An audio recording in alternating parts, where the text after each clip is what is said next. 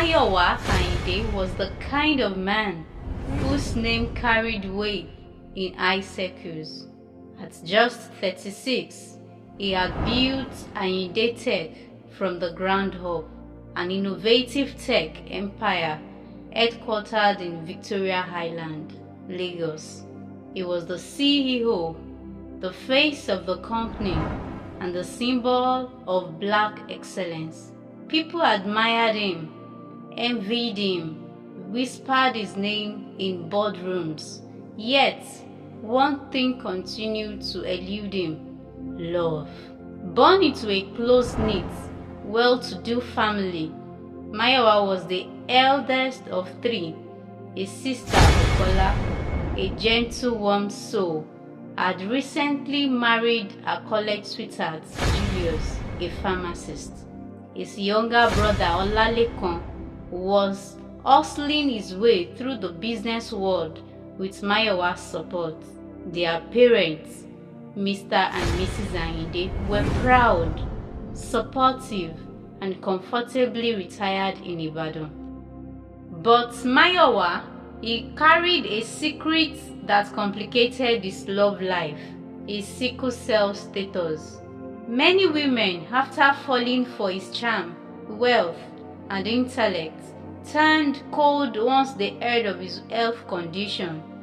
Some relationships ended in heartbreak, others in betrayal. He had begun to accept that maybe love just wasn't meant for him. Until the day of Tade's wedding, a friend from his university days. There she was, Favor, tall, graceful, with the kind of smile that softened even the most ardent hearts. She was standing by the champagne table in a wine-red dress, laughing with her cousin.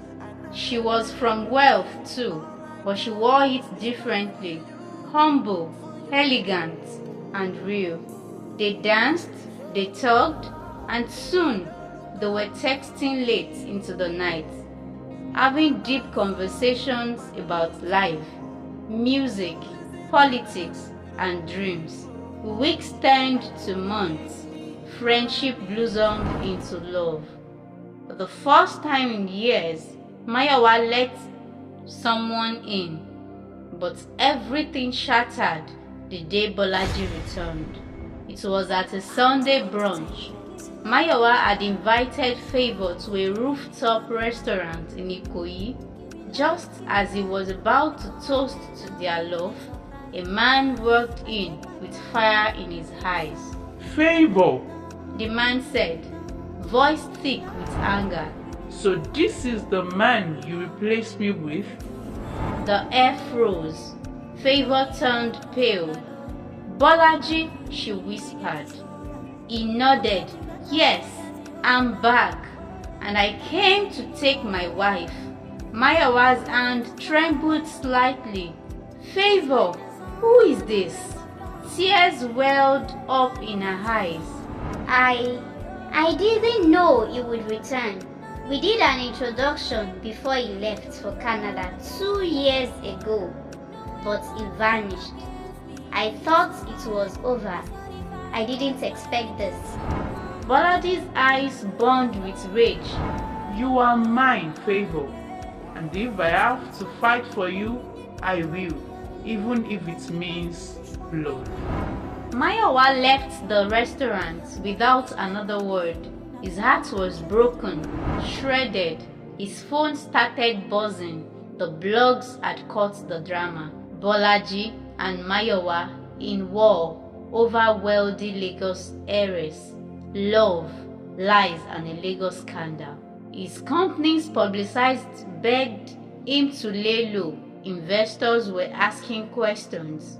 Favor tried to call. He didn't speak. Everything he had built in life, his life, reputation, even sanity, was spiraling. To cope, he started drinking. First just wine, then whiskey, then anything he could get his hands on. He partied every night, trying to numb the pain. Clubs in Lekki, lounge in VI. Mayowa became a familiar face. One night, drunk and dizzy, after a wild party, he insisted on driving himself home. His friends begged him to call the driver, but he waved them off. "I'm fine, leave me." As they drove along the Lekki Expressway, rain began to fall lightly. The road was slick, but he didn't care. Music blared, speed increased. Then, suddenly, a body in the road. Too late. The impact was sickening. The car screeched to a halt. His heart pounded. He got out, trembling, and approached the figure. A man, young, lifeless, blood pooling under his head. Mayowa froze. His breath caught in his throat.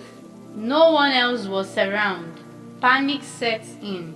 He got back into the car and drove off into the night, leaving behind a secret that would haunt him forever. Guilt consumed him. He stopped going to the office. He disconnected from friends and family. Only Bukola noticed. "You have changed, Mayowa. This isn't you," she said, placing a hand on his shoulder. "Come and stay with me and Julius for a while. Just breathe, reset." Reluctantly, he agreed. He moved into their home in Ikeja, where life moved slower. There he met Mercy, a neighbor and single mother. She was beautiful, graceful, and carried her own kind of sadness. Our little boy, Daniel, was full of life, always chasing butterflies and drawing superheroes. Over time, Mayowa and Mercy bonded. She reminded him of who he used to be before heartbreak and guilt. Their bond grew, and a quiet romance began to bloom. But Mayowa still hadn't told anyone what had happened that rainy night. One warm afternoon, as she sat together on the balcony, he asked, "What happened to Daniel's father?" Mercy sighed, her eyes distant. He died in a car accident 3 months ago. He was crossing the road, coming home from work. A hit and run. We never caught the person who did it. She reached into her purse and brought out a photo. Mayowa stared at it. His blood ran cold. It was Bolu, the man he hit, the man he left to die. He stood up without a word and walked into the house. That night, he cried like never before. The next morning, he told Mercy everything. She slapped him, then collapsed in tears, then called the police. He was arrested. But just when it seemed like all hope was lost, tragedy returned. Daniel fell severely ill. His kidneys were failing. He needed a transplant urgently. Mercy was tested, no match. No one was, except Mayowa. He offered his kidney. "Let me do this," he told Mercy, weeping. "I took something from you. Let me give you something back." The surgery was scheduled. Daniel survived, but Mayowa didn't. Dr. Yemi walked into the waiting room that morning and shook his head. He gave his life for your son. Mercy broke down, holding Daniel close.